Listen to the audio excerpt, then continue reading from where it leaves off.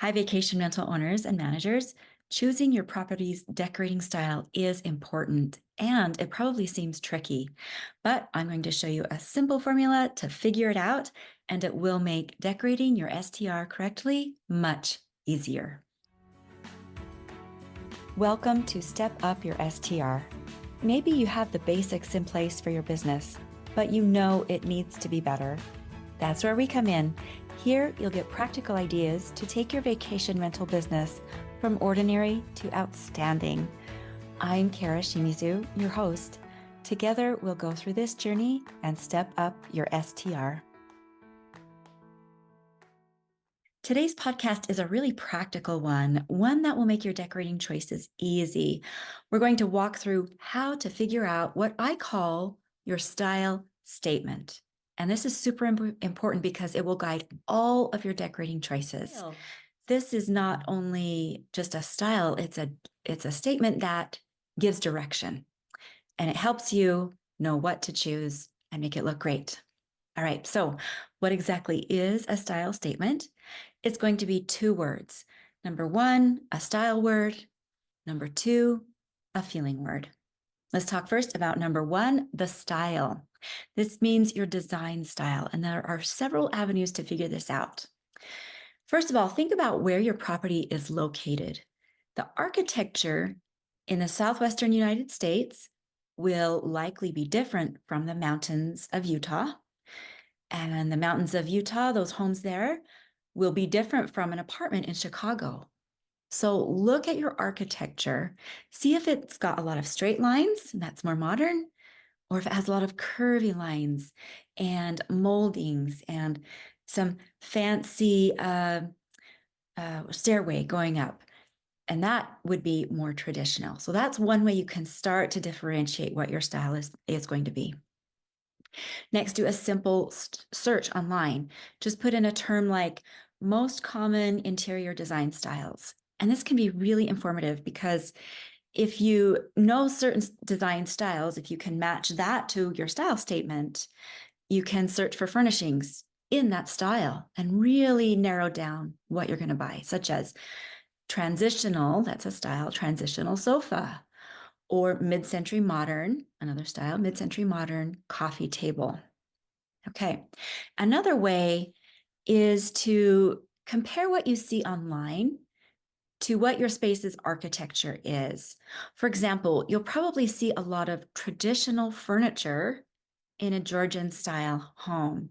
So likely what homes are that are related to your style of home or property, they'll probably have furnishings that go with that style. And you do want your style word to be compatible with your house's architecture. It's hard to make two opposing styles work together. For example, a really funky style in a delicate traditional Parisian apartment would look weird. It's hard to make it look really great. Picking a style that is compatible with your architecture is an excellent way to go. All right, so that's how you're going to pick your style. Now, some common style terms are mid-century modern, transitional, tribal, contemporary, coastal, farmhouse, mountain house. So as you're searching for those terms, think about where you're located. Think about if you have curvy lines versus straight lines. Think about the architecture you have and what might be compatible with that architecture of your home. Go ahead and look online at common design styles, see what might match your property's architecture. That is how you're going to narrow down into one style word. That is step one. Step two, the second word in our style statement is how you want it to feel. This is going to be a feeling word. I'll give you some examples. One feeling word would be romantic. Maybe you have like a one-bedroom shed, you've really spiffed it up on your land and you've converted it into an STR, and it's just right to market to couples. So maybe you want it to feel romantic. Maybe you want your place to feel cheerful. Maybe cheerful will be your feeling word because you live someplace with lots of cloudy, rainy days and you want it to feel bright and happy. Some other feeling words you could consider are calm, energetic, warm, fun, edgy, childlike, sophisticated, vintage, gentle, bright, cozy, feminine, masculine. You get the idea. And you might even come up with your own feeling word different from those. So I'm hoping that will give you a start on what you want your feeling word to be in your style statement. So now you have your style word and your feeling word, and you're going to combine them. And this will make your style statement. I'll share some examples. I'm going to show you some pictures. And if you want to see these online, a good way to find them is just go to YouTube and search for Step Up Your STR.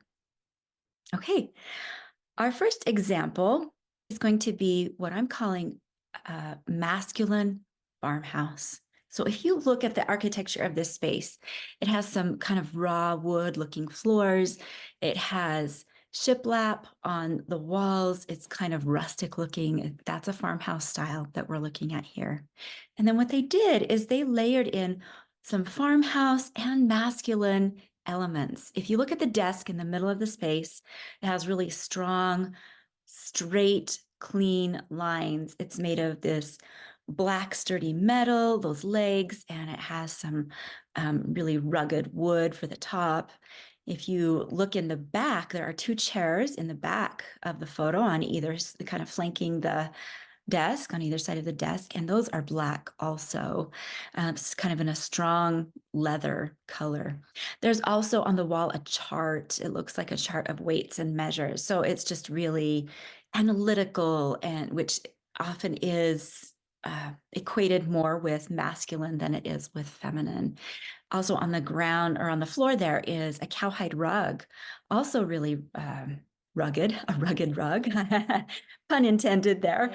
So this I would classify as masculine farmhouse. All right, the second example I'm calling a funky, kind of a funky traditional.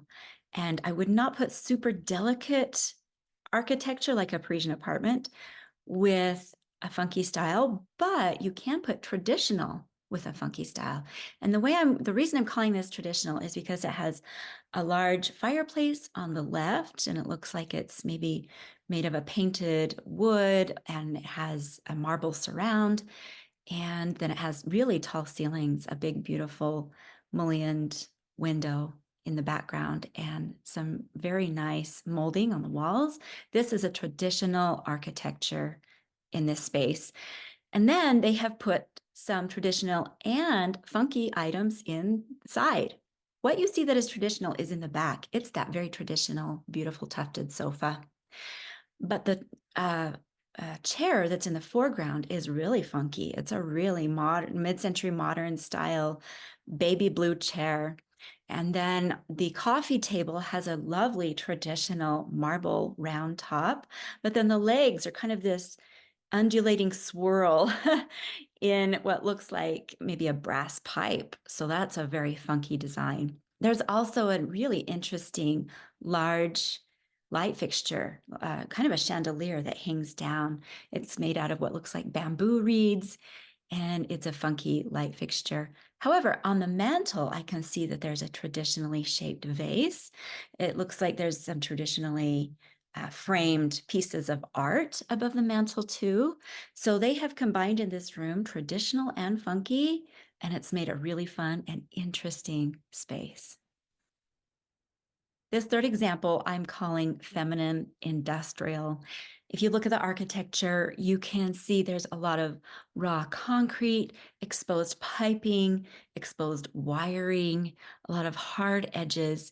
But then they have combined that with cabinetry in the back where the kitchen is, cabinetry that has this pink kind of terracotta hue to it.